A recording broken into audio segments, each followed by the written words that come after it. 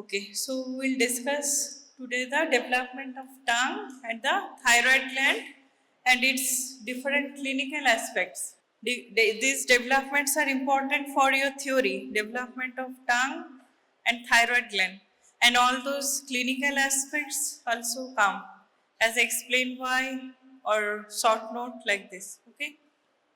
So first we will discuss the development of the tongue.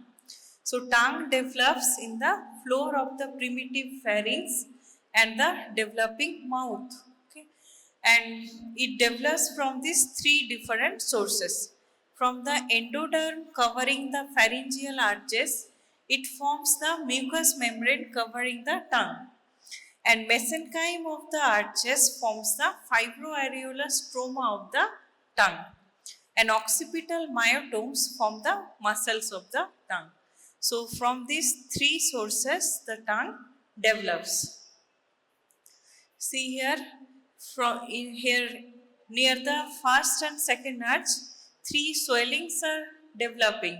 These two swellings are the lingual swellings, and in between and near the second arch, another swelling develops, that is tuberculum impar. Okay, and these three swellings join with each other and form the anterior 2/3 portions of the tongue. And here posterior to this tubercular impart, there is an opening that is known as foramen cecum here. From here, thyroglossal duct invaginates and going to develop into thyroid gland. Okay, and this is hypobranchial eminence. It develops near the third and fourth arch. Okay, this hypobranchial eminence, it has a cranial part and caudal part. The cranial part forms the posterior 1/3 of the tongue and the circumvallate papillas. And the caudal part forms the epiglottis. Okay. So these are the structures forming the tongue. So anterior 2/3 is formed by the lingual swellings and tuberculum impar, and posterior 1/3 is formed by the cranial part of the hypobranchial eminence. Okay, and all the muscles are developed from the occipital myotomes. So in the fourth week of intrauterine life, the mandibular arches shows three swellings. These three: two lingual swelling, one tuberculum impar. Single midline swelling as tuberculum impar and two lateral lingual swellings. And they fuse and form the anterior 2/3 of the tongue. Here it is developing. And there is a foramen cecum, which is a depression at the side of the thyroglossal duct. Here is the foramen cecum. Okay, where the two limbs of the sulcus terminalis is joining, foramen cecum. Next, near the fifth week of intrauterine life, near the third and fourth arch, they show a swelling called the hypobranchial eminence or copula of His.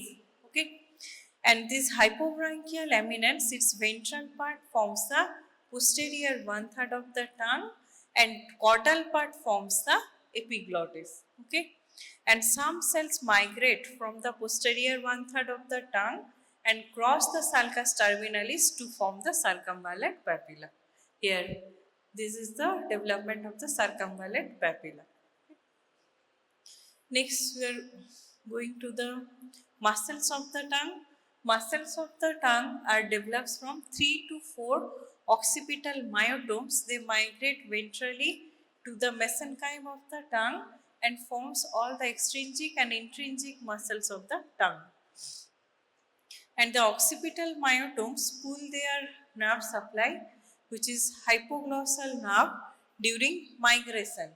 Hence, this hypoglossal nerve process both external and internal carotid arteries superficially. Okay, because this is carrying the nerve along with the occipital myotomes.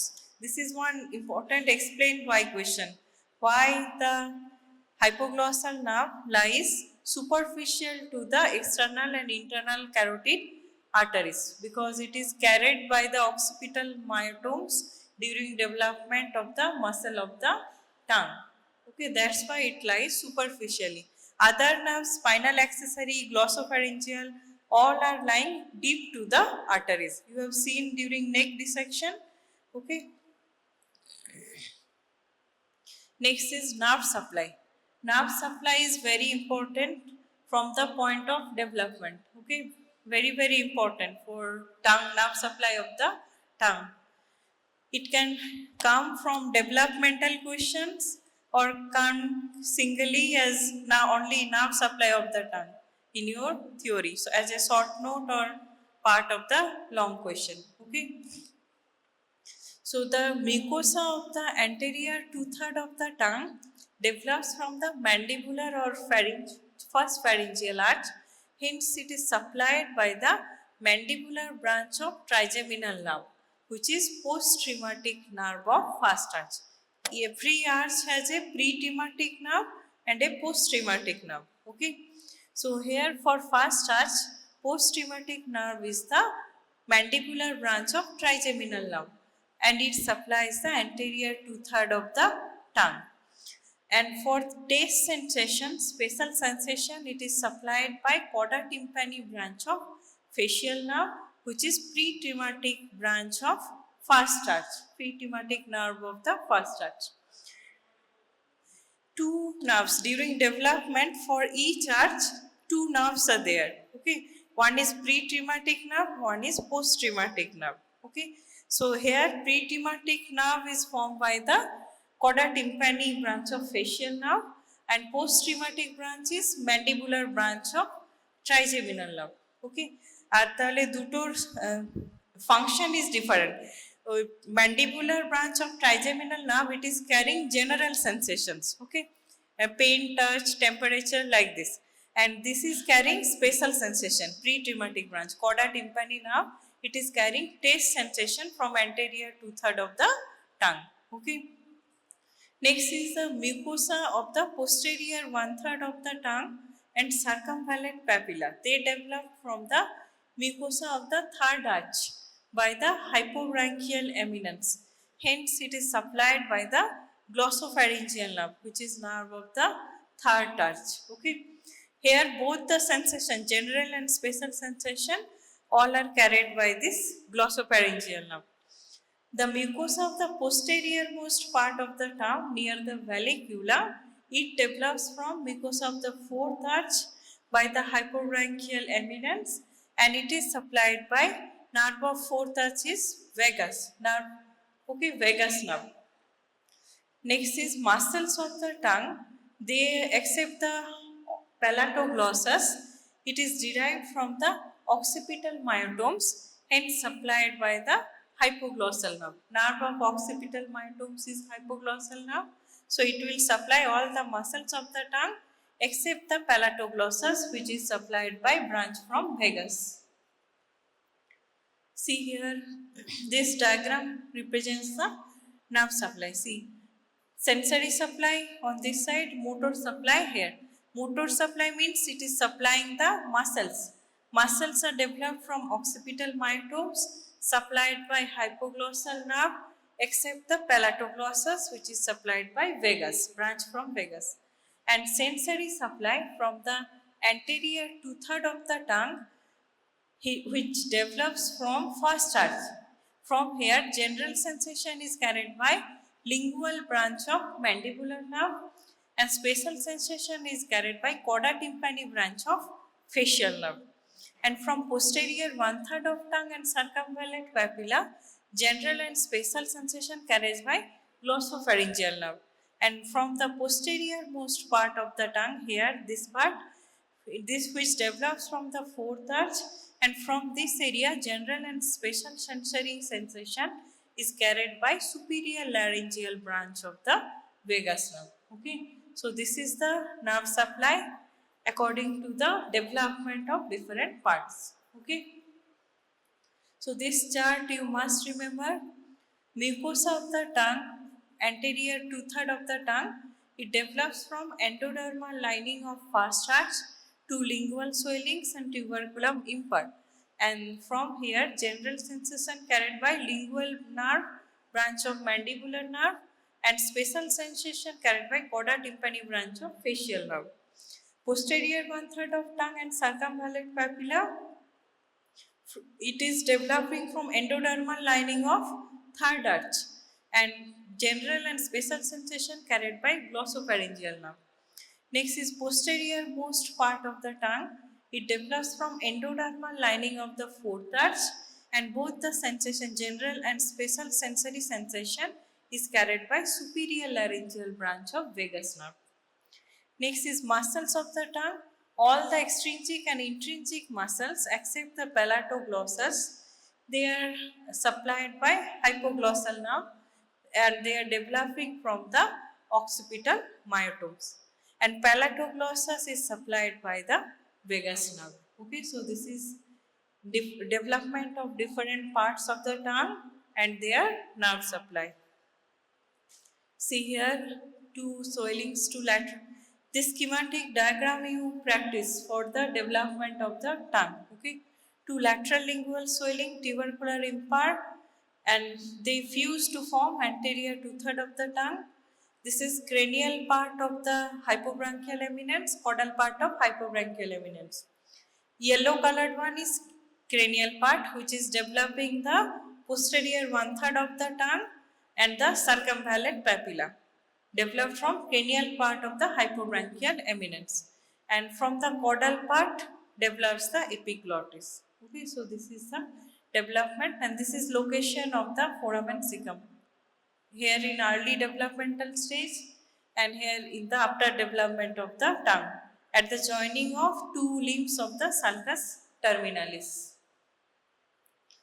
Next, we are going to different developmental anomalies of the tongue.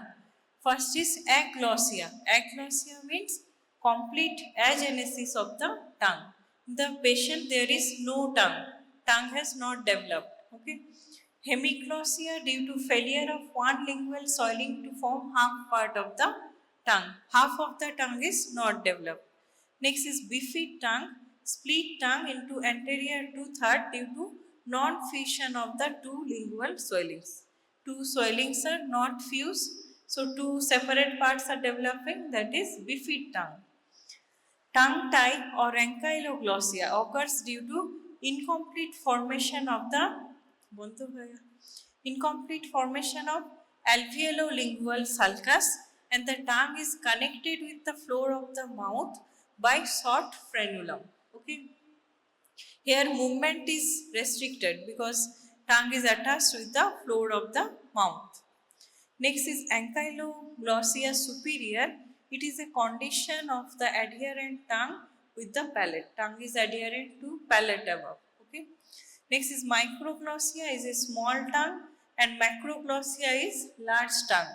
And lingual thyroid, it occurs due to failure of migration of the thyroid gland from tongue to its normal location. Okay. So these are the different clinical aspects of the tongue. It can come as short parts of the long question, 1 or 2 marks question. Okay. Important for your theory and viva. Next, we are going to development of the thyroid gland.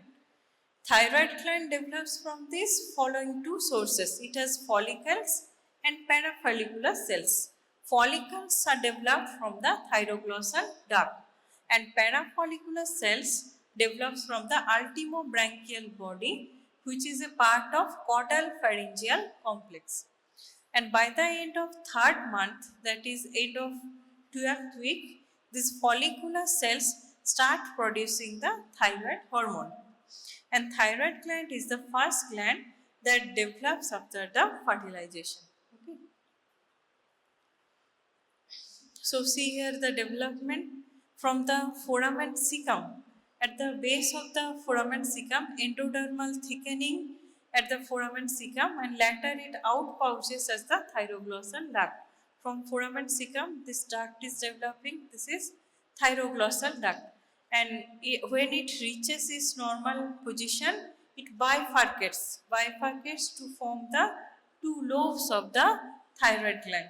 Okay, bifurcated lower end of the thyroglossal duct forms the thyroid gland. And here parathyroid 4 is coming from the fourth pouch, and rest of the part of the fourth pouch is forming the lateral thyroid element joining with this bifurcated end of the thyroglossal duct. And parathyroid 3 is coming from the third pouch, and rest of the part is develops into thymus gland. Okay, thymus gland was lying in the superior mediastinum and anterior mediastinum, some part. So you can see here the parathyroid 4 is superior to the parathyroid 3 because it is descending more due to the development of the thymus for location of its original site of the thymus. Okay. So these names third and fourth is not given according to the location. It is given according to their development. Okay. Superior parathyroid is parathyroid 4 developing from fourth pouch. Inferior parathyroid is parathyroid 3 developing from the third pharyngeal pouch. Okay. This is also important. Explain why question. Why superior parathyroid is called parathyroid 4 and why inferior parathyroid is called parathyroid 3. Okay. Next, this is the pathway of the thyroglossal duct in the neck. It passes anterior to the hyoid bone, then passes in front of the laryngeal cartilages and reach in front of the trachea. So this is the location of the thyroid gland. Okay. Next, we will discuss the stages of development of the thyroid gland. In the floor of primitive pharynx, over the first arch in the midline, there is a swelling called tuberculum impar. We have seen during tongue development. And by the 24th day, just behind the tubercular impar, pharyngeal epithelium forms a depression called diverticulum, called the thyroglossal duct, and the opening of the thyroglossal duct in the pharynx is represented by the foramen cecum. And the thyroglossal duct grows caudally towards the pericardial bulge in the midline. And the tip of the thyroglossal duct bifurcates to give rise to the two lobes of the thyroid gland by the seventh week. An ultimobranchial body, which is a part of caudal pharyngeal complex, it meets the thyroid gland and contribute for the parafollicular cells. From this ultimobranchial body develops the parafollicular C cells. Okay, helps in secretion of calcitonin. যেগুলো topic সেগুলোই discuss করা হচ্ছে এখন, exam নিলে তো লিখতে পারছিস না কিছু। So parafollicular cells are developing from the ultimobranchial body, which is a part of caudal pharyngeal complex, and it meets the thyroid gland and contribute to the parafollicular cells. Okay. So here is the location of foramen cecum. From here, thyroglossal duct is developing downward. Next, we are going to abnormalities of the thyroid gland. First is pyramidal lobe. Pyramidal lobe arises from the isthmus and any one of the lobes of the thyroid gland, and it is variable in the length and derived from the thyroglossal duct. And sometimes the isthmus or one lobe of the thyroid gland may be absent or small. Okay. Next is anomalies of location. Two types of anomalies are there: anomalies of location, anomalies of position. Okay. So thyroid gland may lie at any position at the passage of the thyroglossal duct. First is ectopic this is known as ectopic thyroid tissue. Ectopic thyroid is presence of thyroid tissue in locations other than its normal location of the thyroid gland, and it is found in the larynx, trachea, esophagus, pericardium and ovaries. These are the locations of ectopic thyroid tissue. These are important clinical aspects, comes in your theory. Okay. Next is anomalies of position of the thyroid gland. Okay. Here these are the sites according to the along the passage of the thyroglossal duct. First is lingual thyroid. Thyroid tissue is lying under the mucosa of the dorsum of the tongue. Next is intralingual thyroid. Thyroid gland is embedded in the substance of the tongue. Next is suprahyoid thyroid, lie in the midline of the neck above the hyoid bone. Next is infrahyoid thyroid, lie in the midline of the neck below the hyoid bone but superior to its usual position. Next is infrahyoid thyroid, it lie in the thorax. Okay. So these are the different locations of anomalies of position of the thyroid gland. Okay. See, practice this diagram. These thyroid anomalies are important for your theories. Part of long question. So here lingual thyroid near the foramen cecum, near the tongue. And this is intralingual embedded within the tongue muscle. Here is suprahyoid thyroid above the hyoid bone. This is hyoid bone above the hyoid, suprahyoid. Below the hyoid bone, if here is the location, then it is infrahyoid thyroid. And this is the normal location of the thyroid gland. And this arrow represents the pathway of the thyroglossal duct. So these are the common locations where thyroid tissue may develop. Okay. So this schematic diagram you can practice. Of development of the thyroid tissue. Others are thyroglossal cyst and thyroglossal fistula. Okay. Some part of the thyroglossal duct remains patent, and at these locations there will be collection of fluid within the duct and there will be cyst formation. So that is known as thyroglossal cyst. Okay. And sometimes this cyst rupture and it communicates with the skin. So then there will be formation of the thyroglossal fistula. Okay. So these are the common locations for development of thyroglossal cyst and the fistula in the midline of the neck. And what will be the characteristics? It will move with the deglutition. Okay, but during movement of the larynx, because it is lying in front of the larynx, so during respiration and also during deglutition, it moves when the thyroid gland is moving. Okay, so all these are thyroglossal cyst and fistula are important for your theory. Comes in your short note. Okay, important clinical aspects. So any queries from this development of tongue and thyroid gland? Okay, so you read the clinical aspects and these two developments prepare as a short note for your theory. Okay.